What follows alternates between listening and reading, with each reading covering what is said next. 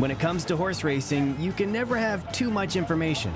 With TwinSpires, you can place your bets with confidence, whether you use handicapping insights like our Brisnet speed ratings, prime power and past performances, the guidance of our experts' top picks, or just choose a name that catches your eye. Yes! No matter how you pick your horse, bet with TwinSpires. And now you can race to victory with TwinSpires tournaments.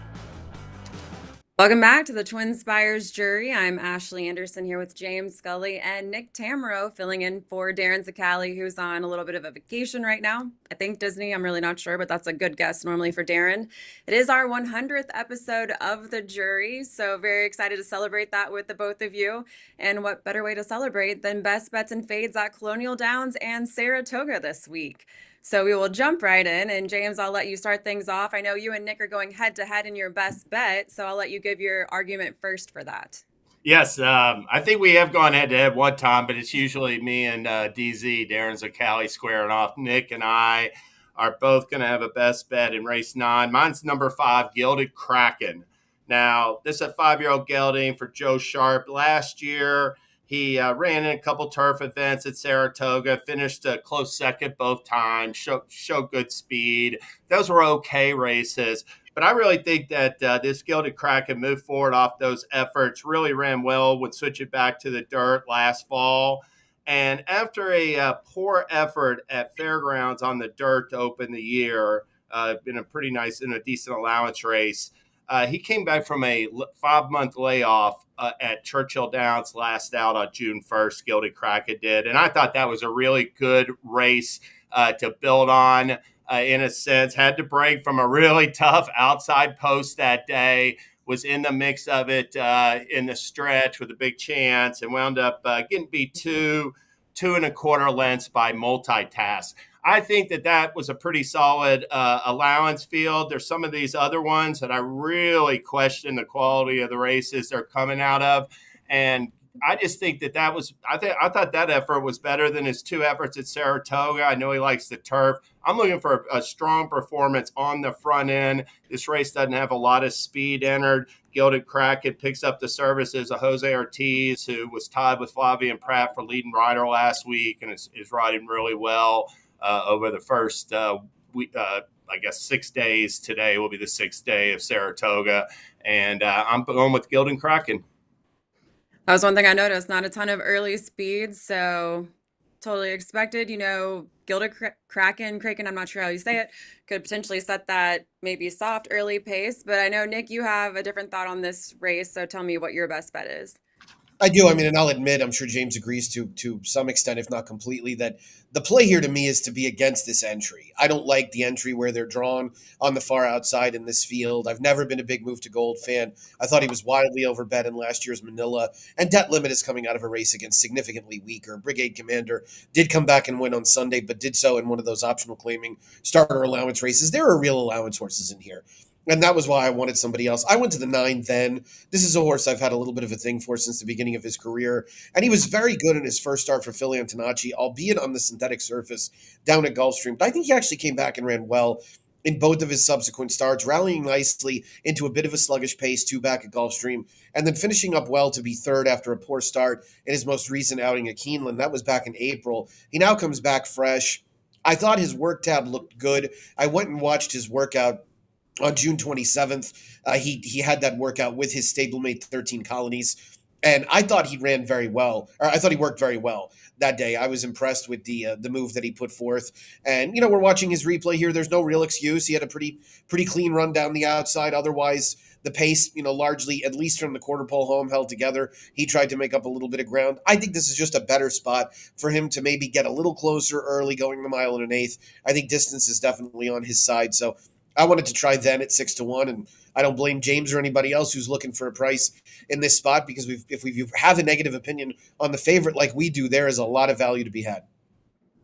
Right, you get that coupled entry from Chad Brown, but one's coming off a more than year-long layoff, and the other's moving up in class. So a good chance to shop for prices because you're getting some big prices with potential. I see a lot of arguments you can make for some of these horses, so might as well take a shot, right? And I think a little bit of a wild card in this race is the 3 Taraj for Bill Mott, son of Churchill, making his making his U.S. debut, first start since last June. Obviously, he ran third in a Group 3 to Los Angeles. It was pretty good. Coolmore, Aiden O'Brien, a 3-year-old last year.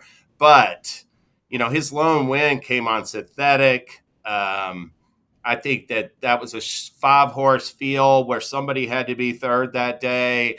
And I'm more than willing to give him a race off the layoff. Will be interesting, I thought, though, 4-1 on that Tarot to see if the money showed.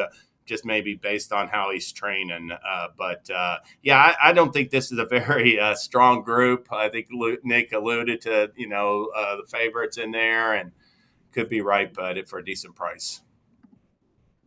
I'll take it to an earlier race on Saratoga's card. I'm going to race 5, and I'm going to bet number 1 Clear Conscience at 9-2, a 5-year-old gelding who won a state bred stake at Saratoga on June 4th at the distance of a mile and a 16th on the turf.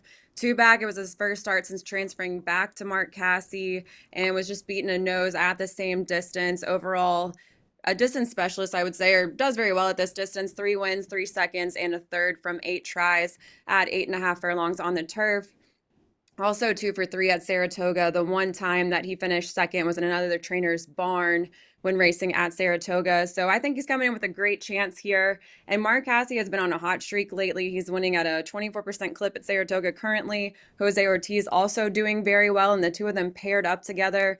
32% winners with a positive ROI over the last 2 months.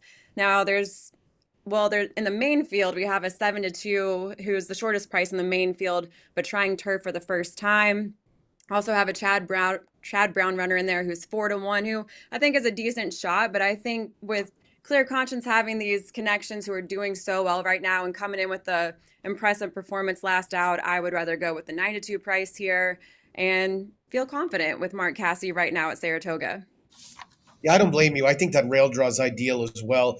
He'll get into a good stalking spot down there, and they can have resilience at 7-2. I know there's a little turf in this family, but boy, I get it. He won the Wood Memorial. He had to run in the Kentucky Derby and the Belmont afterwards, but it just seems like they're admitting this horse is not a competent or at least a stakes level dirt horse. So we're going to try the turf, and I don't think it's a great idea to just assume he'll like it. Yeah, I agree completely. And I've been one that I thought they should have, cut resilience back to sprints. I know they tried that 1-turn mile, and he didn't fare well on the opening night or in the opening week at Churchill. But I would have given it another shot, maybe at 7 panels or something before I tried him in this turf allowance. Even it's all coming together. There's another one. It'd be interesting to see how the betting goes because Clear Conscience, anything close to 9-2, yeah, that's a pretty solid price on him. Well, let's move over to the horses we're fading at a short price. Nick, who's that for you? So I'm going to take a horse that's going to be a pretty short price as my fade. It's also on this Saturday Saratoga card in the Bowling Green. I'm going to fade the morning line favorite, 6-5 morning line favorite, Far Bridge, who is a horse that I think I've grown a little tired of in many ways. He's a horse that's been very good on multiple occasions, don't get me wrong, but he's a bit of a, I don't know exactly what the word is, but he's a rail rat, which means he likes to be inside. He does not like having horses to his inside. He draws the far outside post. The horse immediately to his outside looks like the controlling speed or one of. So this horse looks like he's set for, a 3 to 4 wide trip unless he's able to take back an angle to the inside, which Joel Rosario has done in the past with a lot of success. I didn't think that Man of War was as good as it might look on paper. I thought he had a great trip. I thought Joel moved him very decisively early, and he just came up wanting late. We're watching the replay of last month's Manhattan, where he lost to his stablemate Deterministic. And, he had no real excuse here. What you're going to see is that he just doesn't really extend himself when he's outside of horses. He has a very hard time wearing horses down. This happened for him with Corruption down at Gulfstream back in his 2025 debut. And so I think assuming that he's going to be just better than these horses at 6-5 or so, I'll fade him and try somebody else. I think there are real alternatives in here. So my money is going to go elsewhere. I'm going to fade Farbridge. That's awfully bold. I like it, though. Yeah. You faded a 2-5 shot last week, my man, and it worked. I know, barely. I couldn't find the winner with a telescope. It worked. Yeah. And I agree. I thought that third by a neck, it was like, Deterministic was sort of coming back to him to make that margin. That third by a neck looks a lot better on paper than it was, I thought. And I think that he's got to also, like, to me, it's like if he can be on or up close, then he's getting a good trip. But at least there's some other speed in this race. He's definitely not going to get out on the front end and steal it like he did with last year in the Pan American, or what was the race last year? The sword dancer. Yeah. But so I also wonder if he's like a little bit over the top right now. I mean, he was so good at seemingly last fall, even in this winter in the Pan American, and I am a little bit, to me, he's going to be way over bet in this spot, 6-5 on the morning line, but he'll certainly be odds on, and I think he's vulnerable as well, Nick. That was my thought. Yeah, you make a good point with post position and how he does better when he's inside. So I do like that angle. And even though I think this is a very, very confident horse, I do think he could be in for an upset here, especially being more outwardly placed. James, what about you? What's your fade of the week? I am going to fade an entry in race number 9. Nick talked about that entry being drawn poorly in race 5, and it's the same thing in race number 9 with number 1 Move the Gold in post 11 and number 12 Debt Limit in post 12. Just tough posts to overcome. I'm sorry. Do I get the right race? Yep. I'm sorry. Let's see. I am so sorry. Hold on. I totally. Digital I'm playing right against a bunch of chalk today. It's race number 7. Thank you, Lance. Sorry to our producer, Lance. It's number 2, Malarchuk, and number 2B, Digital Ops. First off, Digital Ops is drawn in post number 12. His lone win in his last 6 starts came when he had everything his own way on the front end last fall at Aqueduct. He's not going to get that trip today on Saturday from post number 12. Malarchuk last time, I did not listen. That was the worst DQ I thought in the world. This strategic focus, Gunrunner Colt should be 2 for 2 for Chad Brown. He was much the best in that event. And I do think that Malarchuk's a little bit of a hanger. You got 2 back-to-back seconds and a third there. I really like number 4, Drake's Passage in this race. And I also give number 6, Film Star, a chance as well because he loves Saratoga. And I think this is a much softer field than he faced last time. So I'm playing against all the favorites apparently, but I am playing against the 2 entry in race number 7, Malarchuk and Digital Ops. I like it. Nothing wrong with that. All right, let's see. So it comes to me. I'm going to take it to race 7 at Colonial, and I will be fading number 4, Mila Candy at 5-2. This is a twirling candy filly who won at second asking over a sloppy Aqueduct track, racing 6 furlongs, going to be racing 7 furlongs in this Miss Disco. And when she faced Stakes Company in the Jersey Girl Stakes at Saratoga, was a 5-length 5th. So trying Stakes Company again here, didn't have her best showing when jumping up to Stakes Company. Adding blinkers, stretching back out to 7 furlongs. She's run this distance 1 time on debut and was overtaken in the stretch, beaten 1 1/4 lengths when finishing second. So I thought there was a lot of upside elsewhere in the field and thought I would go value shopping. I liked Grayson's Girl, and Brittany Russell has 2 in the field, but I liked Grayson's Girl at 9-2. Broke her maiden over a sloppy track, racing 6 furlongs at Laurel. Dominated by 8 lengths that day, and we probably will get some rain this weekend at Colonial, so it could be a sloppy track. And I thought Safe Trust, a longer shot here at 12-1, could bounce back in her return to the dirt. Had raced on turf last out and had done well at sprint distances, had stretched out after winning at a sprint distance. So I think going back to what she's done well before could be in play, and I'd rather fade the short price at 5-2, who's unproven at 7 furlongs. Very excited. Colonial back. A lot of good racing coming up, including a festival in August. Can't wait. Yeah. Before we move on, I will cover promos since Darren is out. We've got a number of promos, as always, at TwinSpires and some tournaments. So we'll start with Saratoga Friday's $5,000 Hit It and Split It on the early, middle, or late pick 4. You can play for your chance to split a $1,000 prize pool for each pick 4 sequence each Friday in July. And if you hit any 2 pick 4 sequences on the day, you can split an additional $2,000. We also have a summer selected $10 money back offer. And if you opt in, get up to $10 back on your win bet if your horse finishes second or third. Head to TwinSpires promos or offers page, I should say, if you want to see which races those are, because they change based on the day. And then we also on Monday have our $2,500 late pick 5 hit it and split it at Ellis Park. And as far as tournaments go, we have a number of those at TwinSpires.com tournaments tab, and we'll have a ton of feeders for the July 14th Mint Millions Betting Challenge qualifiers. So head to that tournaments tab to see all of the listings, because we have quite a few each day for the weekend. I think that covers everything. Well, there's a lot more.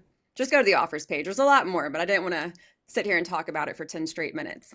So we'll move on to what else is going on this weekend. James, tell me what you're watching for this weekend. Well, I wanted to mention I'll be on the lookout for horses trained by Arna Delacour. It seems like his barn's really firing right now. He got off to a fast start on Colonial's opening day, Wednesday, won 2 of 3 races. One of the winners paid $15. Another one was 6-1, ran second. So two of the horses weren't that well regarded, weren't favorites at all, and really ran well. And even last week at Saratoga, he sent out 2 starters on the July 4th Racing Festival and one on the Thursday, the first day of it, with Evershed, who paid $15. So he's been winning races at Colonial, Saratoga recently. And Delacour has a colt coming back in, or now it's a gelding. It's first time gelding, first time Lasix. Air Recruit, way back when in 2023, Air Recruit won the Laurel Futurity when stretching to a turf route in his third start. Off of that convincing win, he went and ran in the Breeders' Cup Juvenile Turf and actually set the pace at Santa Anita in 2023 before weakening to finish 7th. Been off over 600 days. Shows a couple 5 furlong bullet works at Fairhill in preparation. And I'll be watching to see how Air Recruit runs in race 8 on Friday at Colonial, and just going to follow along and see if the Delacour barn stays hot in the coming days and weeks. All right, Nick, what about you? Yeah, so I'm going to take a look. What else is the 3 in race 6 on Friday? Dr. Agni is a son of Lady Eli, who, of course, was a fan favorite, multiple Grade 1 winner back in 2015. She came back from a long layoff in 2016, and one of the things that set her back was having stepped on a nail, and she was nursed back to health by none other than Dr. Agni, and that's why this horse is named after him. But that's where the sentimentality ends. This is a horse that you're supposed to be betting against, as far as I'm concerned. This horse is going to be wildly overbet. Her 2 prior foals to race overseas were not particularly good. This is her first domestic one to go. And I got to ask you guys, $185K for an Into Mischief out of Lady Eli, right? What are we checking for in the paddock, right? We're trying to verify that this horse is at least a solid runner as best we can. So we'll take a look at the workout reports. Obviously, horse has mainly been training at Keeneland, only 1 drill at Saratoga, but this horse is going to be 5-2 for all the wrong reasons, and that all has to do with the pedigree. I want to opt elsewhere, but I did want to draw attention, of course, because it's fun to see good horses have their progeny end up running in the next generation, and occasionally we can bet against it, and who cares if we look like a heel? Yeah. And you hit it on the nail. This is her first 2 foals didn't run well. Too soon. What's that? Said too soon. I said unintended. Nail on the head. But I will say that 1 entry, they're going to take some money. Both the ones, Miguel Coman, and 1A's Showed Me Gahey, and they're both well-bred, both brothers, either group or Grade 3 turf winners. And I thought number 5 was very interesting, switching to turf for Todd Pletcher. That's the half brother to Adair Manor. But Adair Manor is one of the 2 sibs to run before Epic Desire. The other one won on turf. It's a real turf-oriented female family. And Uncle Mo's a really underappreciated turf sire, 15% win rate. So I'm going to take a look at Epic Desire, especially anywhere close to 6-1 in there.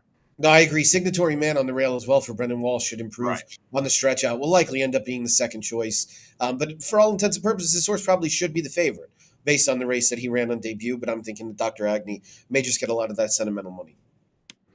Yeah, for Well, sure. speaking of a daughter of Lady Eli, the Diana Stakes is happening this week in the Grade 1 Duncan Diana Stakes at Saratoga. It's a small but very talented field, and we have She Feels Pretty, probably the top turf female in the country, who's on a 4-win graded stake streak. Prime power number, if you go by Brisnet, 175, almost 10 points higher than the next horse, and should be tough to beat. But I mean, this is a good field, even if it's small.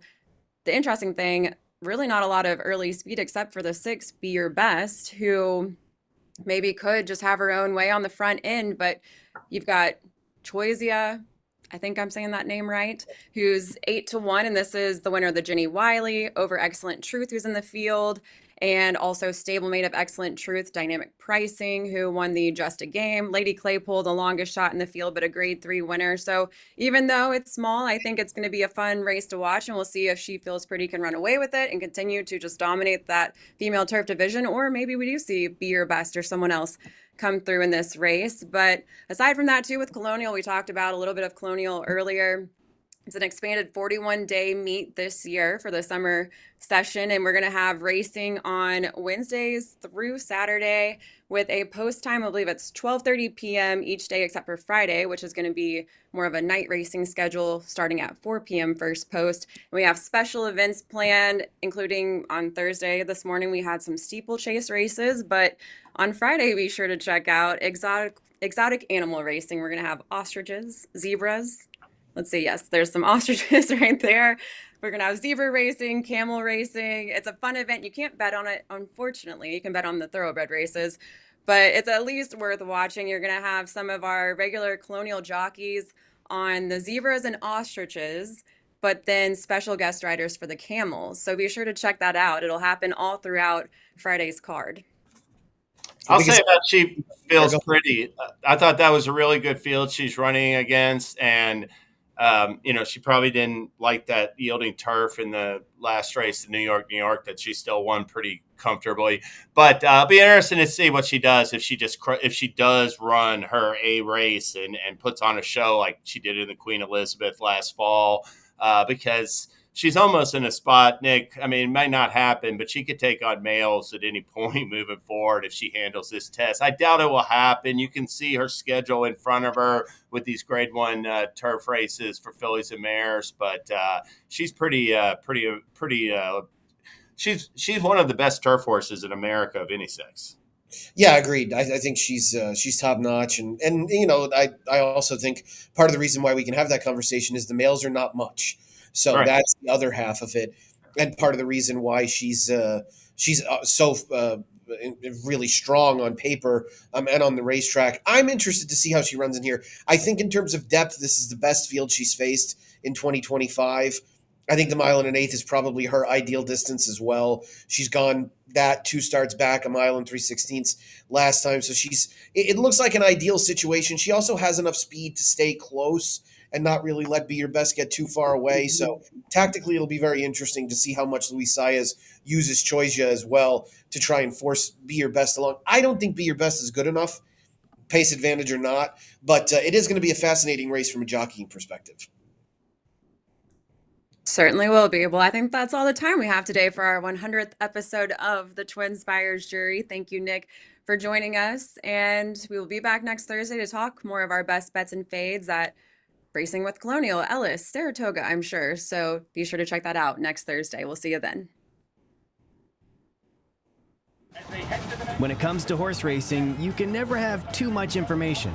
With TwinSpires, you can place your bets with confidence, whether you use handicapping insights like our Brisnet speed ratings, prime power and past performances, the guidance of our experts' top picks, or just choose a name that catches your eye. Yes! No matter how you pick your horse, bet with TwinSpires. And now you can race to victory with TwinSpires tournaments.